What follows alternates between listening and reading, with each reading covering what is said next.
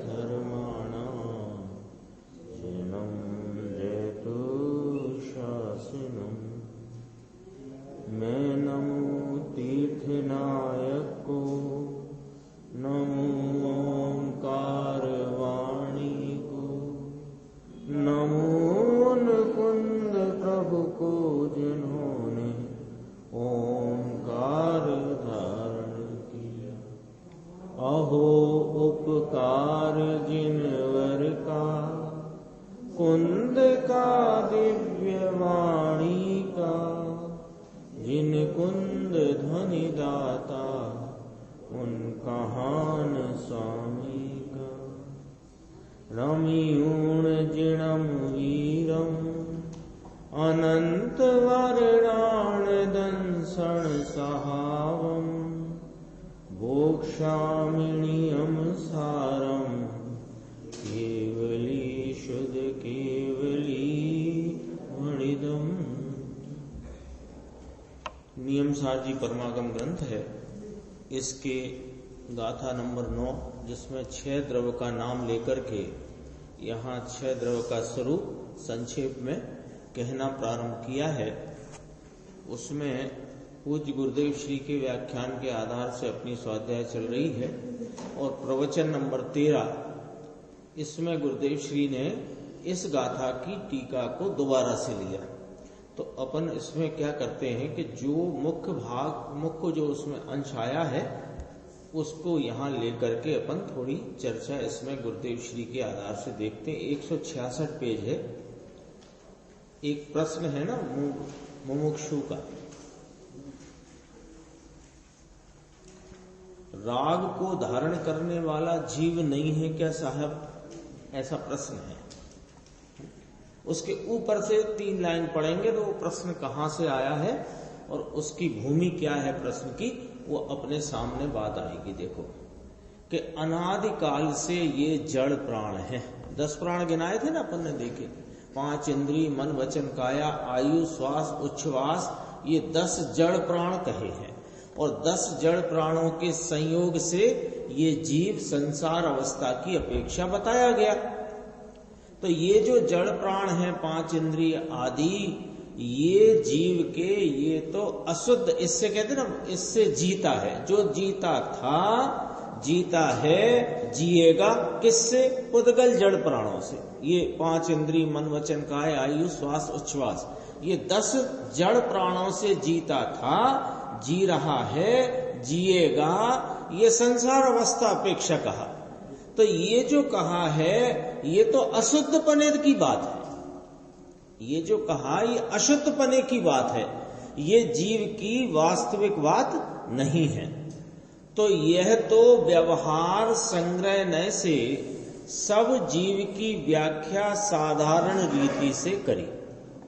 संसार में रहे जीव कौन है कि जी है ना साहब, 5 इंद्रिय मन वचन काया वाले ये सब।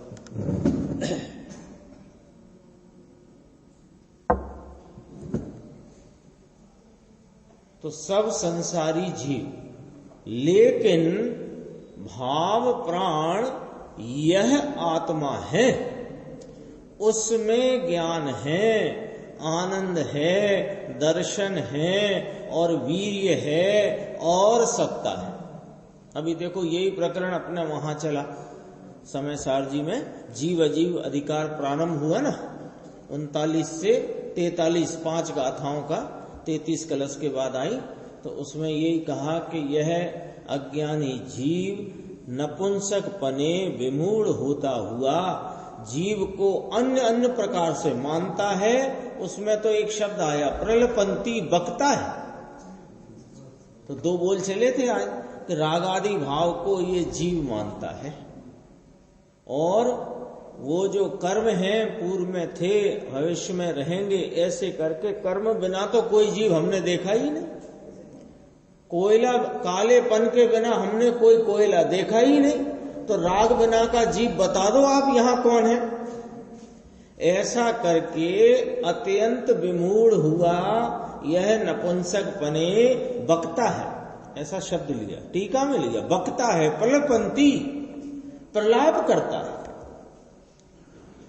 तो ये यहां जो जिनवाणी में ये संसार अवस्था अपेक्षा 5 इंद्रिय आदि के संयोग को देखकर उसके संयोग पर से यह कथन किया कि इनसे द्रव्य प्राण से जीता था, जीता है, जिएगा। ये व्यवहार न से, संग्रह न से सब प्राणियों को लेकर के कथन किया। लेकिन वास्तव में भाव प्राण क्या कि ज्ञान, आनंद, दर्शन और वीर्य जो सत्ता है, ये ऐसे भाव शक्ति रूपी प्राण को धरने वाले को जीव कहते हैं। वह यथार्थ पने जीव है। वास्तविक जीव कौन है? कि वास्तविक जीव तो वो है जो यह आनंद, दर्शन, ज्ञान, वीर्य रूपी सत्ता को धरने वाला है, वह जीव है। तो प्रश्न उठ गया, तो राग को धारण करने वाला जीव नहीं? ऐसा प्रश्न उठ गया। ये अपन ने वो उधर से जोड़ा। अभी आया था ना, हमने तो कोई कोयला कालेपन के बिना देखा नहीं, ऐसा उसका तर्क है, अज्ञानी का तर्क है, क्योंकि वह राग को ही आत्मा मानता है। जैसे स्थूल अज्ञान में ये शरीर आदि 5 इंद्रियां, इनको इनके संयोग में जीव को देखकर इसे जीव मानता है। ऐसे अज्ञानी और भी अज्ञानी है। अभी 8 बोल चलेंगे उसमें। अज्ञान की दूसरी बात कि बरतते हुए अशुद्ध रागादि परिणाम से जीव को वर्तता देखकर राग को धारण करने वाला जीव मानता है। तब प्रश्न हुआ कि साहब, राग को धारण करने वाला जीव नहीं है क्या?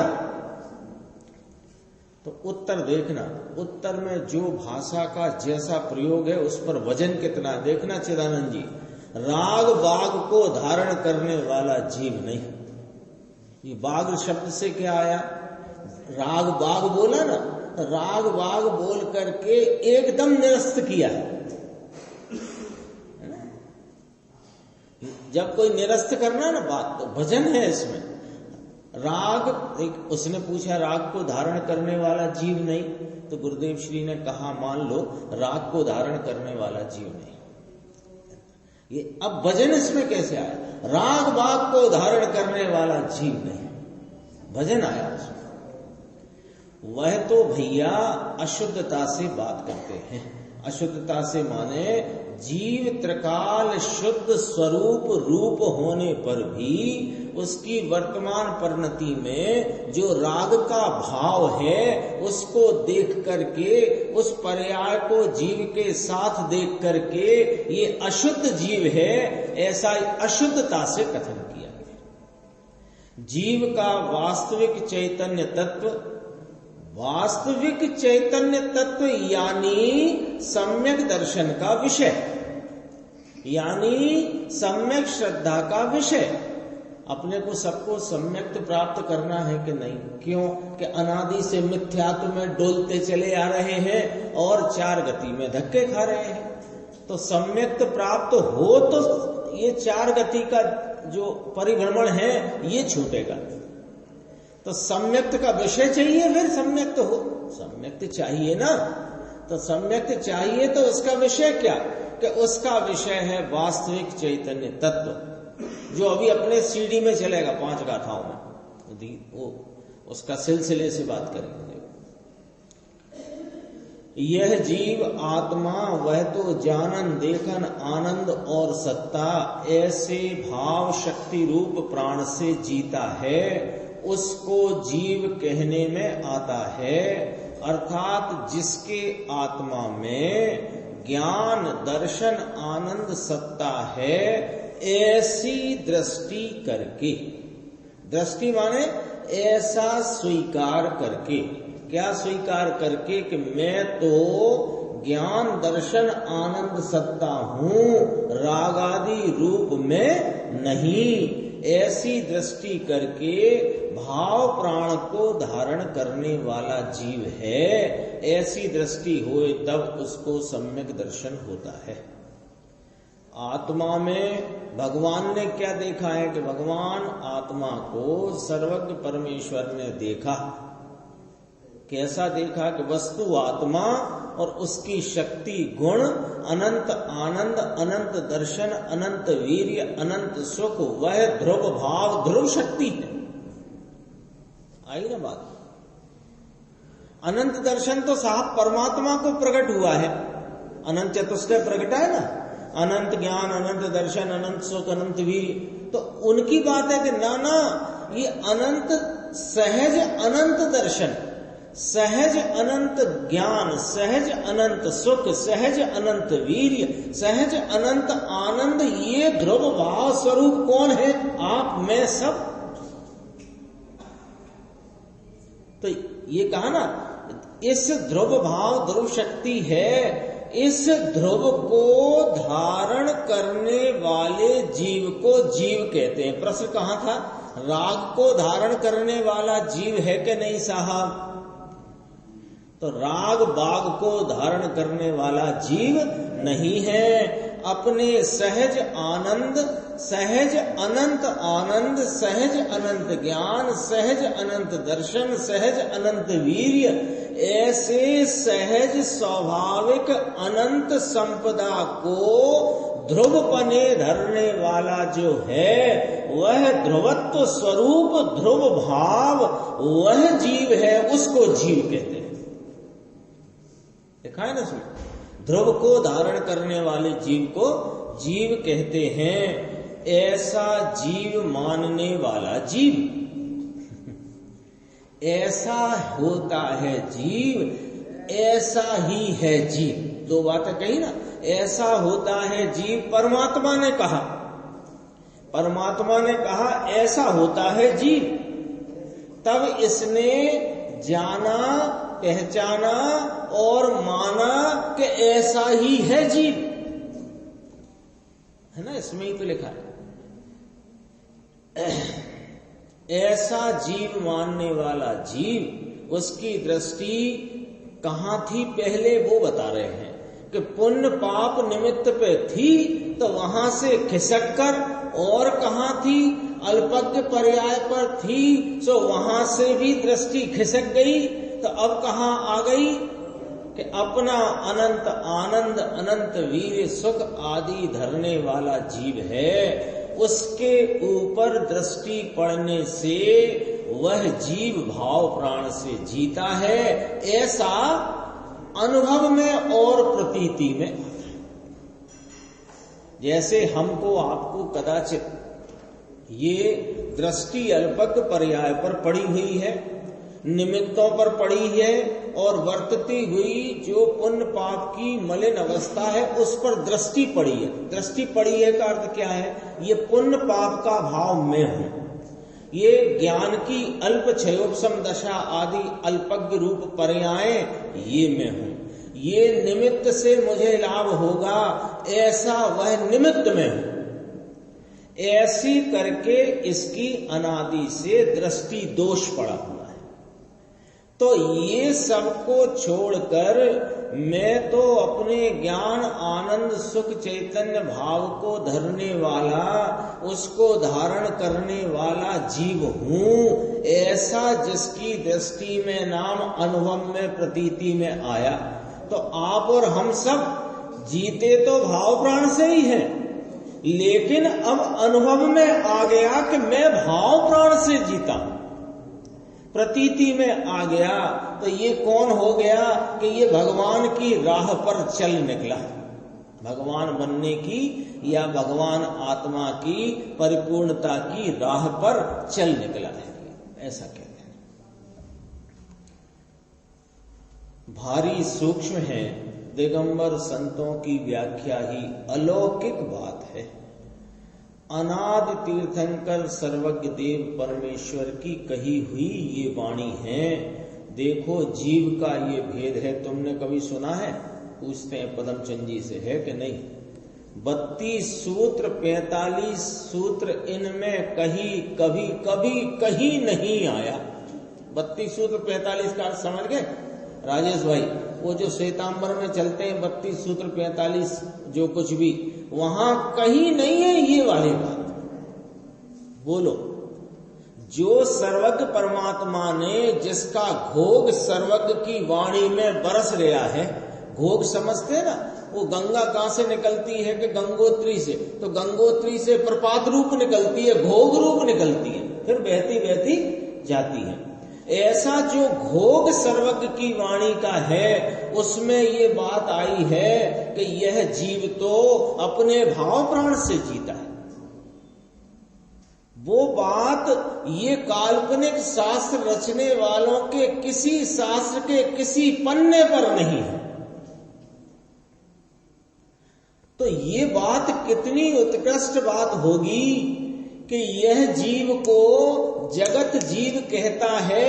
5 इंद्रिय मन वचन काया आयु श्वास उच्छ्वास से जो जीता था, जीता है, जीता रहेगा, ये जीव है।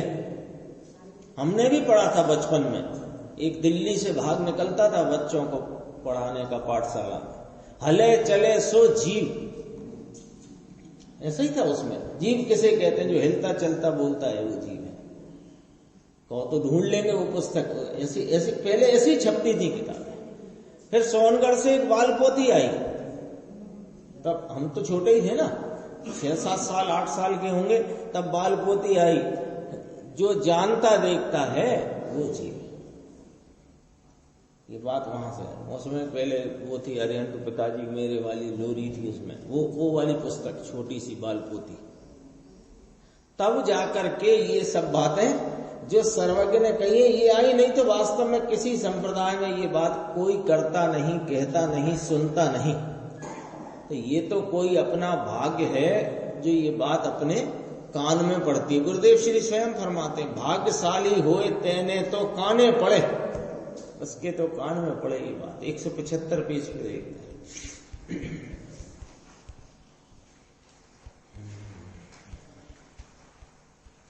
दोबारा लिया है ना गुरुदेव ने, तो अपन मूल इसमें ये जो 175 पेज पर है, ये वाली बात को जैसे अपन ने देखा कि जीव किसे कहना कि भाव प्राण को धारण करे, वो जीव है और अन्य कोई जीव नहीं है। तो क्या हो गया कि बंटवारा हो गया, किसका? जीव का और अजीव का। क्या बंटवारा हो गया कि अपने ज्ञान दर्शन आनंद भाव को धारण करने वाला जीव है और ये सब को धारण करने वाला जीव नहीं है।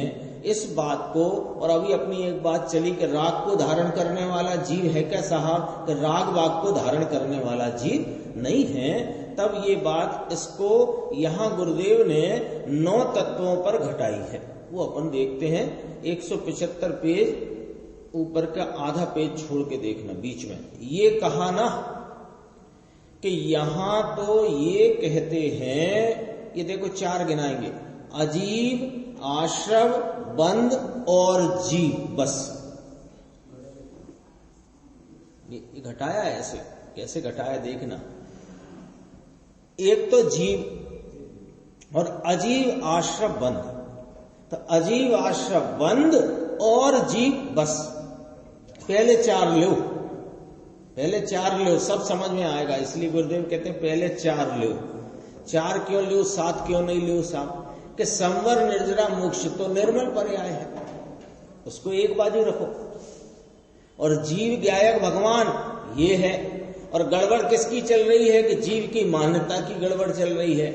क्या गड़बड़ है कि अजीव आश्रव बंध को ये अपना स्वरूप मानता है, और अजीब आश्रव बंध यह मेरा स्वरूप नहीं, मैं चैतन्य प्राण से जीता हूं, ऐसा माने तो संवर निर्जरा मोक्ष।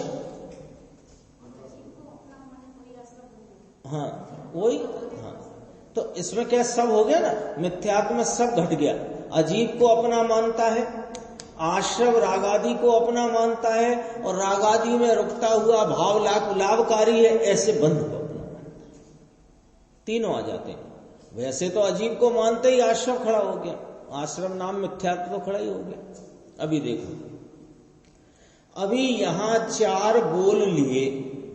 क्या लिया कि अजीब आश्रव बंद और जीव। तो अब देखो कि कर्म आदि अजीब है, खलास खलास। कर्म आदि अजीब है।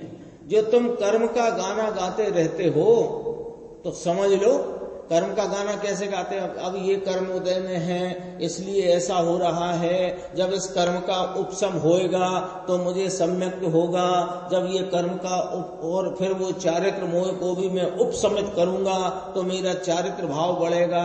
ये जो तुम्हारी कथा है तो सुनो भैया, ये कर्म तो अजीब है खलास। कहां उलझ रहे हो, कहां उलझ रहे हो? कर्म आदि अजीब है तो अजीब अजीब में रहा बस, और अपने में जो पुण्य पाप का विकल्प हुआ तो वह आश्रव है। एक एक शब्द बहुत कीमती है इसमें, देखना। अजीब अजीब में रहा तो नौ कर्म रूप जो शरीर आदि है वो तो है ही, और जो द्रव्य कर्म है वो अजीब। तो कर्म आदि अजीब है खलास। तो अजीब अजीब में रहा, बोलो करो खतौनी, यूं कह रहे हैं वो, करो खतौनी। खतौनी समझते, खतौनी समझते, लेजर पोस्टिंग होती है ना, तो वो खतौनी माने जो जिस खाते की है, जिस अकाउंट की है उस अकाउंट में डालो। तो अजीब किस अकाउंट में गया कि अजीब अजीब में गया, बस खलास। और ये सब जो रागादि भाव हो रहा है, ये भगवान की भक्ति का भाव, सास की स्वाध्याय का भाव, खाने पीने मौज करने का भाव, ये भाव क्या है कि ये पुण्य पाप का विकल्प है। सो यह आश्रव है। आश्रव है, देखना जरा, आश्रव है, नया आया है, अंदर है नहीं। जीव अजीब आश्रम बंद, संवर निर्जरा मोक्ष, ऐसे करके जरा घटाना है ना, समझाना है। इसलिए ये सातों में ये जीव तो न्यारा जीव में, तो जीव में तो अजीब मुझसे न्यारा के में। यदि न्यारा नहीं तो ये दूसरा क्यों? भाई सात नाम लिए तो सात नाम लिए तो सात में अजीब का नाम अलग लिया ना जीव से, और आश्रम का और बंध का और संवर का और निर्जरा का और मोक्ष का, इन सब को जीव से अलग गिनाया कि नहीं गिनाया? कौन ने? सर्वज्ञ भगवान ने। तो ये आश्रम है, ये कहां है? बिल्कुल एक एक पूरी यहां जांच पड़ताल है। आश्रम है तो कहां है? कि जीव की पर्याय में उपजता हुआ पुण्य पाप का विकल्प है। सो ये तो नया आया है, अंदर नहीं है। यदि अंदर होता तो जो सात की गिनती में जीव से जुदा आश्रम क्यों गिनाते? यदि जीव में अंदर होता तो। लॉजिक से है ना बात। तो फिर जीव ही कह देते हमें तो कालेपन से जुदा कोई कोयला नहीं दिखता। अरे हमें ये जो मलिनता से भिन्न स्वर्ण सदा दिखता है। तुम जो तर्क लेके आए कि हमें कालेपन से भिन्न कोई कोयला नहीं दिखता, यानी ये जो रागादि भाव हो रहा है ना, दया का, दान का, महाव्रत का, ये इससे भिन्न हमें आत्मा कोई दिखता नहीं, तो इसलिए राग भाव ही आत्मा है, ऐसा तुम जो मानकर बैठे हो।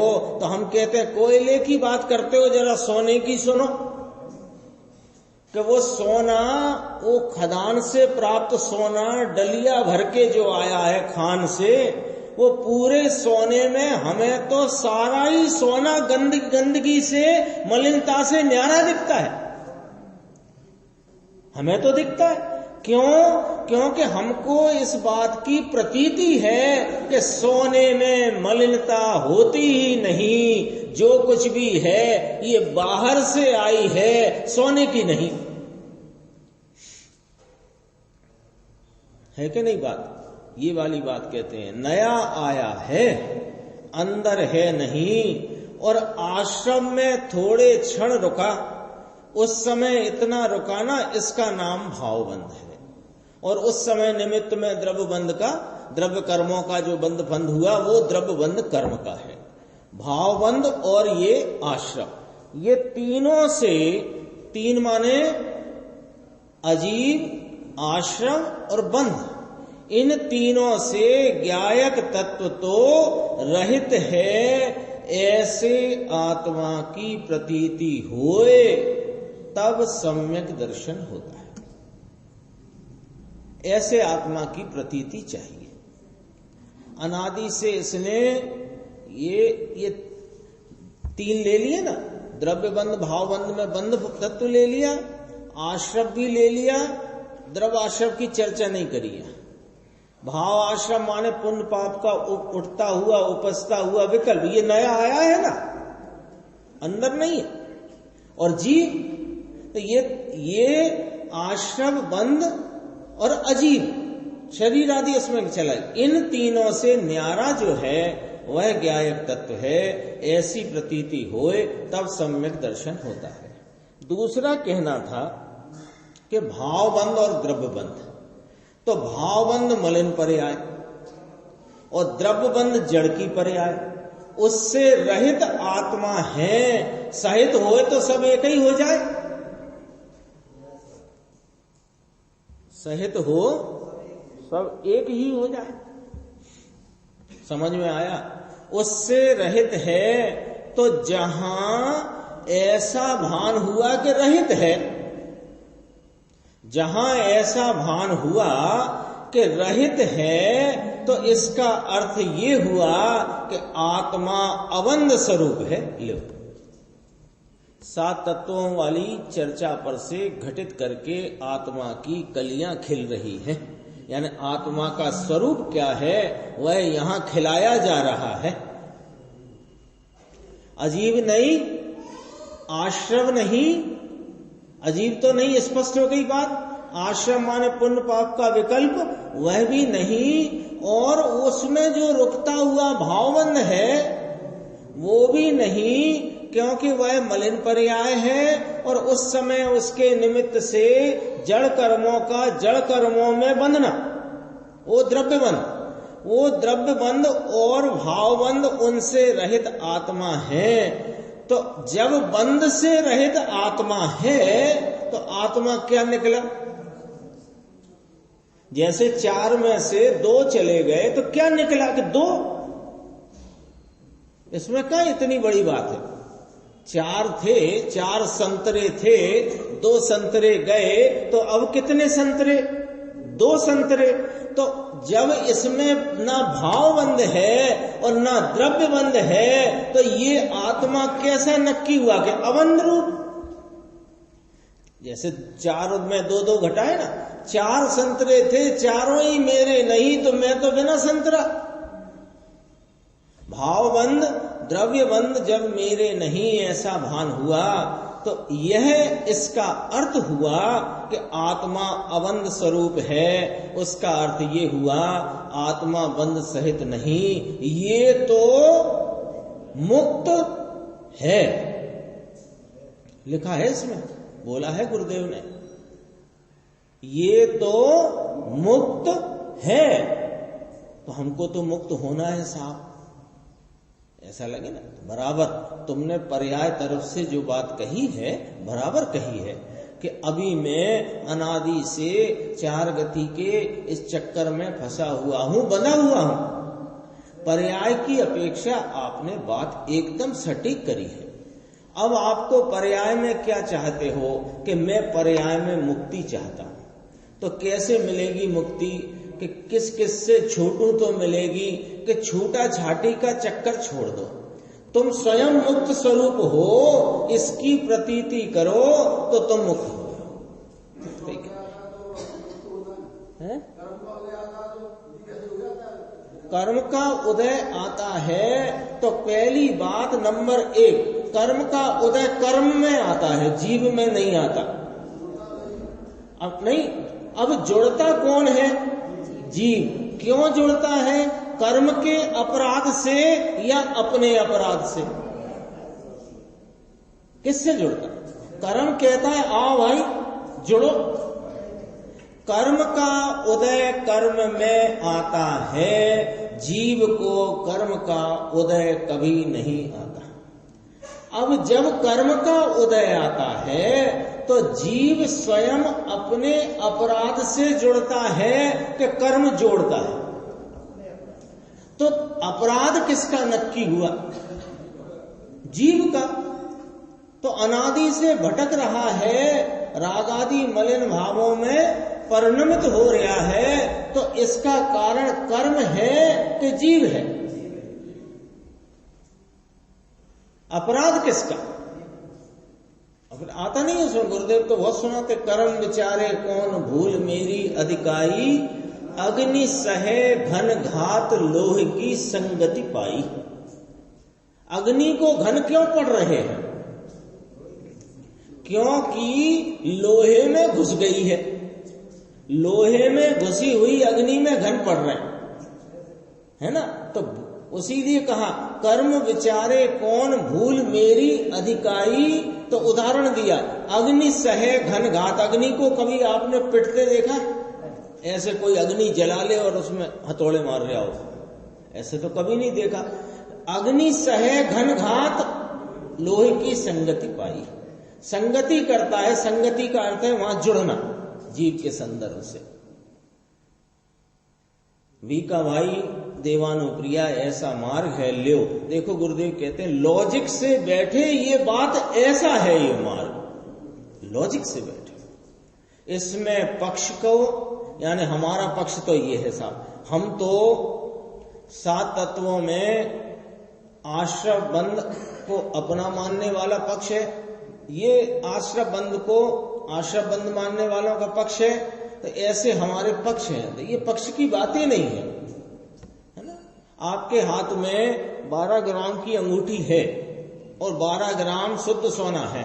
अब वो 12 ग्राम शुद्ध सोने की अंगूठी है, इसमें पक्ष क्या करेगा कि इनके पक्ष से तो 3 ग्राम की है और इनके पक्ष से 9 ग्राम की है, और वो बोले भाई साहब बैठे हैं उनके पक्ष से 16 ग्राम की है। इसमें तो पक्ष क्या करेगा? तौल लो और बोल दो। ऐसा है। इसमें पक्ष को और वाद विवाद को स्थान कहां है? भगवान 9 तत्व है कि नहीं?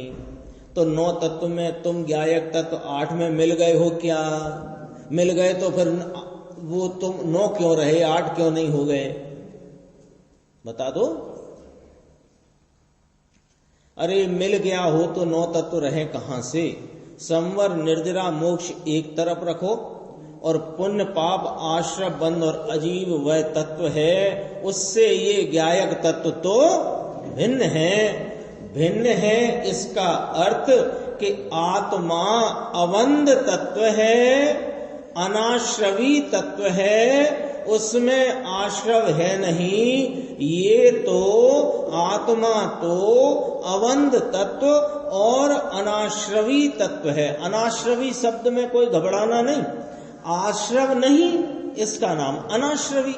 तो जैसे बंध नहीं तो अबंध स्वरूप है, आश्रव नहीं तो अनाश्रवी स्वरूप है। ऐसी दृष्टि हो तो संवर निर्जरा होती है, ऐसी पूर्ण निर्मलता होए तो मोक्ष होता है। ये 9 तत्व की व्याख्या है। संक्षेप में इस प्रकरण में ये अधिकार में बात आई। 178 पेज पे चलते हैं। अगला प्रवचन आ गया, प्रवचन नंबर 14 आ गया। थोड़ी सी बात है, 5 मिनट में पूरी करेंगे, फिर इसका थोड़ा विषय और है, अपन आगे की स्वाध्याय में लेंगे। देखो 178 पेज नीचे प्रश्न है, प्रश्न के ऊपर की 4 लाइन।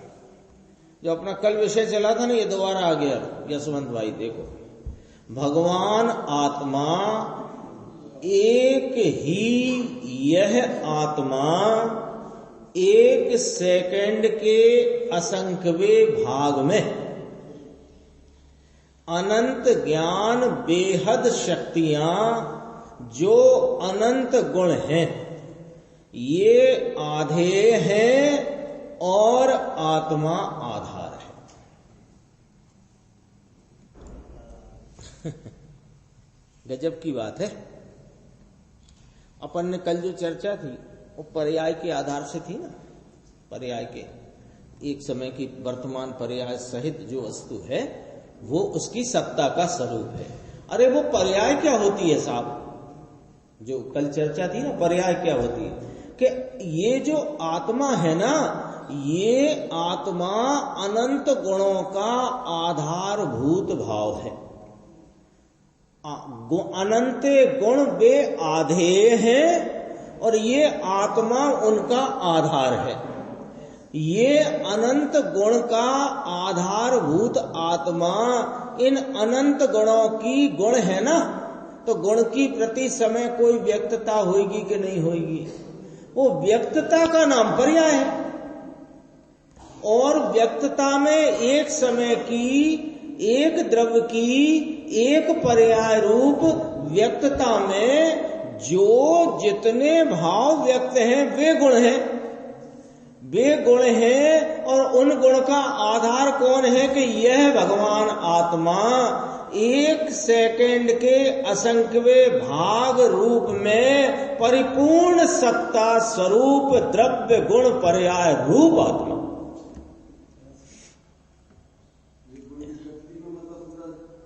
एक द्रव्य की एक समय में एक पर्याय व्यक्त है, उस पर्याय में अनंत गुणों के भाव व्यक्त है। जैसे आपके हाथ में ये टेबल ले लो, ये टेबल है तो ये टेबल रूपी लकड़ी है, लकड़ी में क्या व्यक्त है? अभी कभी देख लो लकड़ी को तो मुलायम है, कड़क है, ठंडी है, गर्म है, गंध रूप है, जो भी है।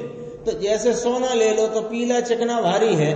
तो एक ही समय में जो आपके हाथ में मुट्ठी में सोना है उसी समय में पीला चिकना भारी है कि नहीं? तो उसी पर्याय में पीलापना है और उसी पर्याय में चिकनापना है और उसी पर्याय में भारीपना है। तो ये एक ही पर्याय में पीलापना, चिकनापना, भारीपना, ये तीन पना निकले। तो तीन पने कौन है कि वो सोने के गुण है एक समय में। तो अब वो सोना कैसा? एक समय में चिकने पीले भारी पने का आधारभूत सोना अपने चिकने पीले भारी पने की व्यक्तता से एक सेकंड के असंख्य भाग में पूरा सोना के अधूरा सोना। अरे साहब वो खदान वाली पर्यायों को भी रखो तब तो सोना कहलाएगा, जरूरत ही नहीं। क्योंकि प्रत्येक वस्तु वर्तमान पर्याय, अनंत गुण और उन गुणों का आधारभूत भाव द्रव्य। ये द्रव्य गुण पर्याय की ये क्या कहते हैं गुरुदेव, इसका गुजराती में शब्द है, वो शब्द ज्यादा ठीक बैठता। बंधारण ऐसा है, वस्तु का स्ट्रक्चर ही ऐसा है, बंधारण ही ऐसा है।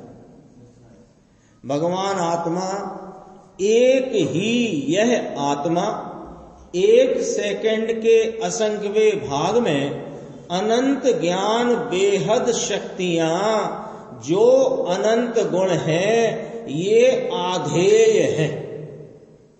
आधेय शब्द से कोई ज्यादा घबराने की बात नहीं। ये टेबल आधार है, ये चौकी, ये पुस्तक, ये टेबलेट, ये सामान, ये इसके आधेय है। तो किसके आधार पर है ये सामान? उदाहरण की बात है, ये किसके आधार है कि टेबल के आधार। तो टेबल आधार और सामान आधे। तो अनंत गुण किसके आधार है कि द्रव्य के आधार। तो द्रव्य आधार और गुण आधे, वह आधार आधे का। अब देखो ये तो रख दी बात द्रव्य गुण पर्याय की। अब क्या कहते हैं देखो, वह आधार आधे का भेद छोड़कर त्रिकाली कारण स्वभाव जो आत्मा है उसको कारण जीव कहने में आता है। इस कारण जीव के आश्रय से, अवलंबन से सम्यक दर्शन आदि धर्म की पर्याय होती है। 4 लाइन में वस्तु का द्रव्य गुण पर्याय स्वरूप और उसमें पर्यायों के भेद को छोड़कर, गुण गुणी के भेद को छोड़कर एक रूपता को, अभेद रूपता को धरता हुआ जो कारण स्वभाव है वह कारण जीव कहने में आता है और उसके आश्रय अवलंबन से सम्यक दर्शन आदि धर्म की पर्याय होती है। समझ में आया? भारी झिणु 3 लाइन में सब तो कह दिया, वस्तु बता दी, उसमें दृष्टि का विषय बता दिया, दृष्टि क्या है वो बता दी, उससे लाभ क्या है ये बता दिया, सब बता दिया 3 लाइन 4 लाइन में। अभी तो भारी झुणु, अभी तो ये बाहर से ऐसा करो वैसा करो पंडित जी, यही चलता है। मुमुक्षु ने प्रश्न किया कि ये तो सब गोल गोल बात हो गई। तो गुरुदेव कहते हैं गोल गोल बात क्या हो गई, ये कहो कि अभी हमको स्पष्ट नहीं हुआ। ऐसे क्यों कहते हो गोल गोल हो गई? गोल गोल कुछ नहीं है। क्या हो, अपने समझ में नहीं बैठे तो लगे वही कि वही गोल गोल गोल। अरे गोल गोल कुछ नहीं, सब सीधा सीधा। ऐसे तो स्पष्ट बात आई है। गुरुदेव कहते हैं ऐसे तो सब चर्चा आई है स्पष्ट कि जिसको अपने धर्म की दशा प्रकट करनी होए। देखना गुरुदेव की एक एक बात इतनी सटीक आती है। धर्म जिसको, हमको सबको, हम सबकी बात है, जिसको अपने धर्म की दशा प्रकट करनी होए तो धर्म एक दशा है। ध्यान रखना, धर्म एक दशा है, अवस्था है। धर्म कोई त्रिकाली गुण नहीं है। सम्यक दर्शन ज्ञान चारित्र ये दशा है, ये अवस्था है। यहां मोक्ष मार्ग अधिकार है ना, तो सम्यक दर्शन अंतर में बीतरागी पर्याय, श्रद्धा ज्ञान और चारित्र की, यह तीनों बीतरागी पर्याय है, ये मोक्ष का मार्ग है। सो यह बीतरागी पर्याय कहां से उत्पन्न होती है? तो ऊपर कहा था कारण जीव के अवलंबन से होती है। तो गुरुदेव स्वयं प्रश्न करके पूछते हैं कहां से उत्पन्न होती है? कि व्यवहार, दया, दान, व्रत, भक्ति करने से ये पर्याय उत्पन्न होती है क्या? प्रश्न छोड़ दिया है, उत्तर अपने को स्वयं खोजना है और आगे चर्चा अपनी अगली स्वाध्याय।